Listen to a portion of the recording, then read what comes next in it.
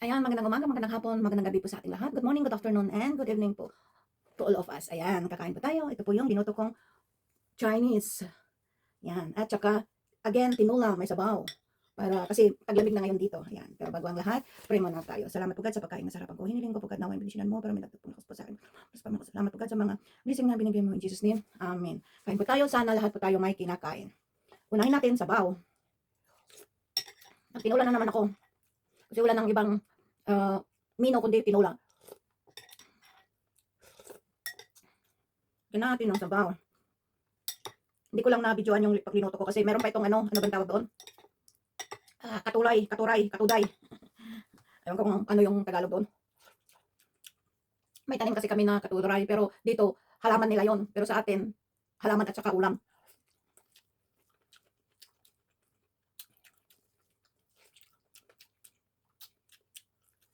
Meron po kasi akong pinagkainan na Chinese restaurant nung lumabas ako. Ganito yung luto na, kaya sabi ko, bili nga rin ako ng bell pepper. 3 klaseng bell pepper po ito. At saka mayroon siyang kasiw. Buto ng kasiw.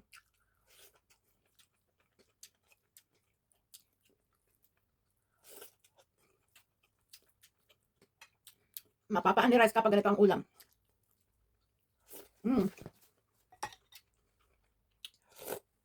Kasi medyo umuulan konti dito, pasulpot-sulpot ba ng ulan? Pwede sana magluto ng tuyo. Mabaho kasi ang tuyo kaya nailuto. Kaya ayaw nila, mabaho daw yung kusina.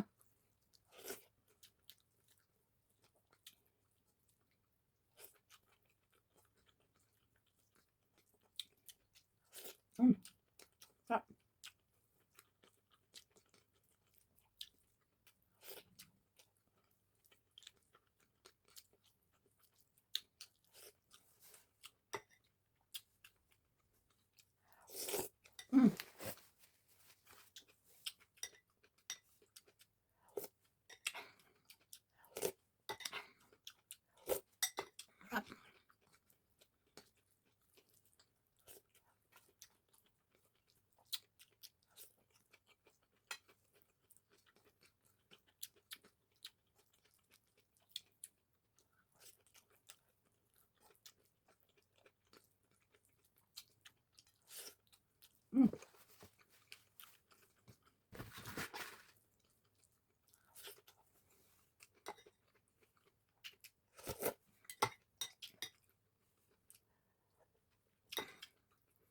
Ito yung buto-buto ng manok. Tapos yung laman niya, yun ang ginawa kong Chinese menu.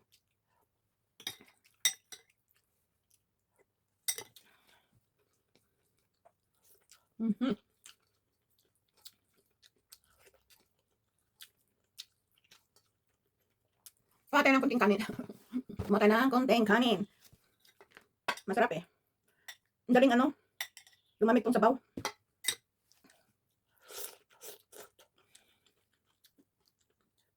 Nagpabili ako ng dahon ng ba yung saluyot.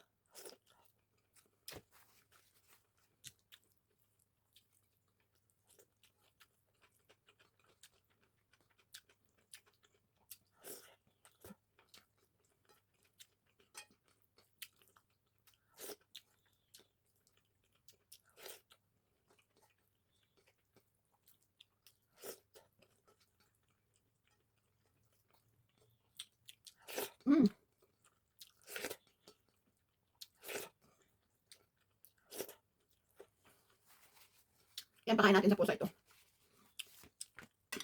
Sabaw.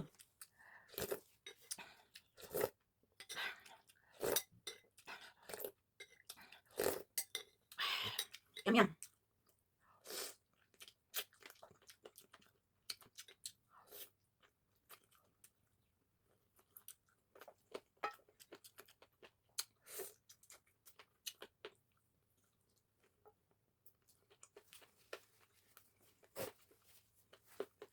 Ayan, tapos na po tayo. Salamat po. Thank you God. And salamat po sa mga sumisilip po sa aking munting channel. Sana di kayo magkasawa. God bless us. See you in my next vlog. Bye!